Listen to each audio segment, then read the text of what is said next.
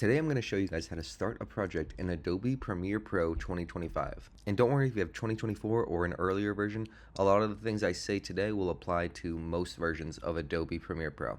So let's just open up the app, new project. This is where you can label your project. I'll just label it example. And you're going to want to pick your location of where it's being saved. Now the key to keeping a good project is good organization. So before you even start your project, I would recommend creating these 3 folders within it. You're going to want one for media, project files, and exports. You can obviously add more within there, but those 3 are essential. I'm going to want to lead it to my projects file folder. Select it.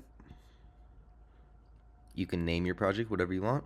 Put it in whatever location you see fit. There we go. Create it. Now you'll see there's some sample footage in here, but if you want to use your footage, you just go to where it is located.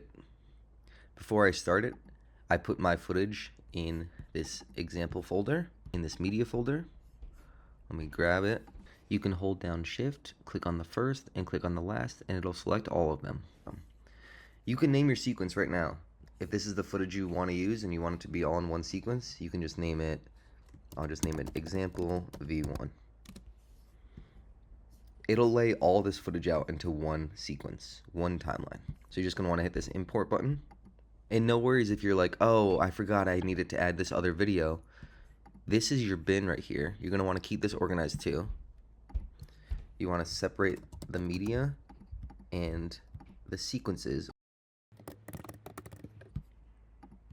The timeline looks like this with these little things all overlapping. So I'm going to put that in there.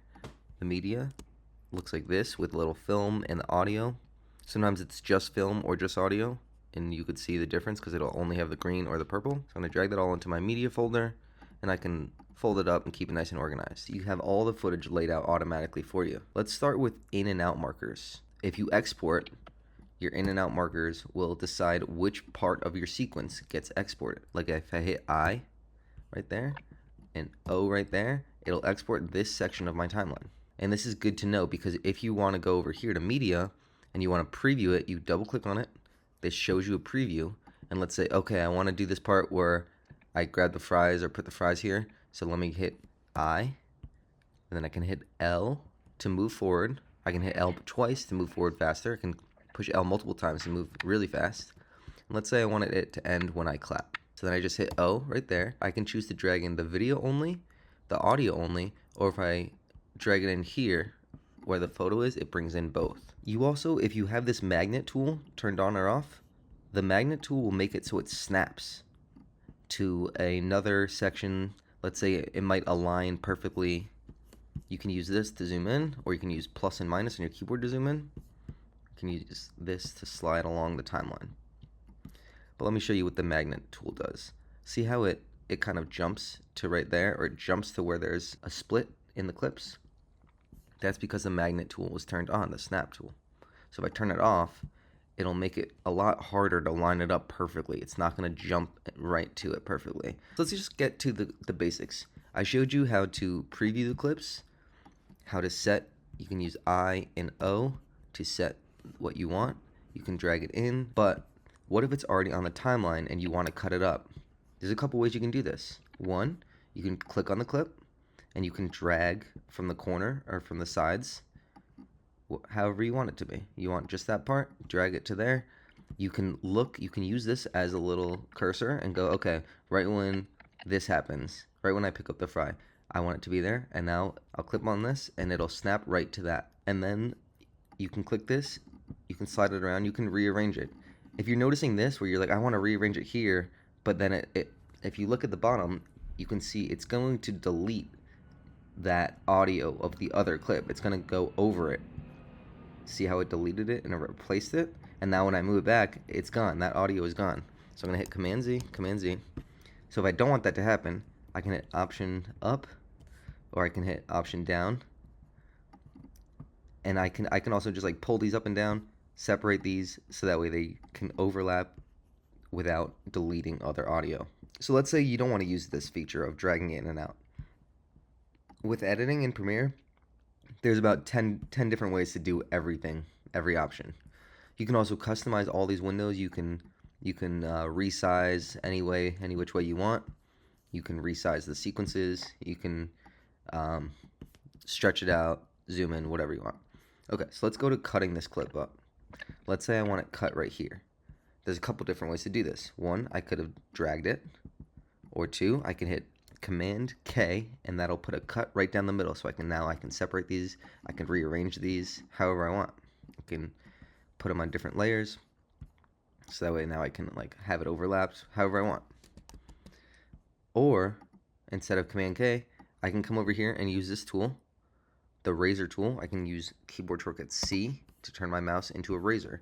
Now I can come here and cut. I can cut anywhere I want, cut it up, and then I have to switch it back to V, which is just the regular arrow, the selection tool V. And now I can click and be like, okay, I didn't want that. Hit the delete button or the backspace button, and now I can remove stuff around. Now if there's this dead space here, this doesn't always work because of different layers, but if there's a dead space here and there's nothing else on any other layer, you can just click it and hit delete, and it'll move everything over from this side over, and it'll make these pieces touch. You can also use this tool. This is select all, or you can hit the A button to do this tool, and clicking on this, it'll grab everything to the right, and it can select it all at once and drag it.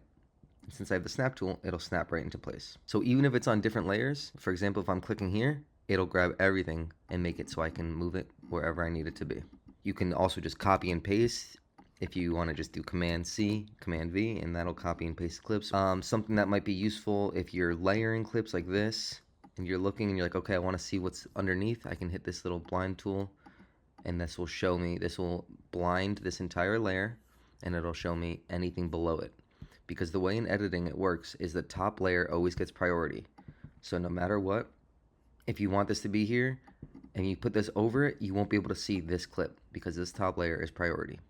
But if you want to just quickly see what's underneath it, you can hit this, and it'll show you. It'll block this out, and it'll show you beneath it, and then I can block this one out and see beneath it. Same thing with audio.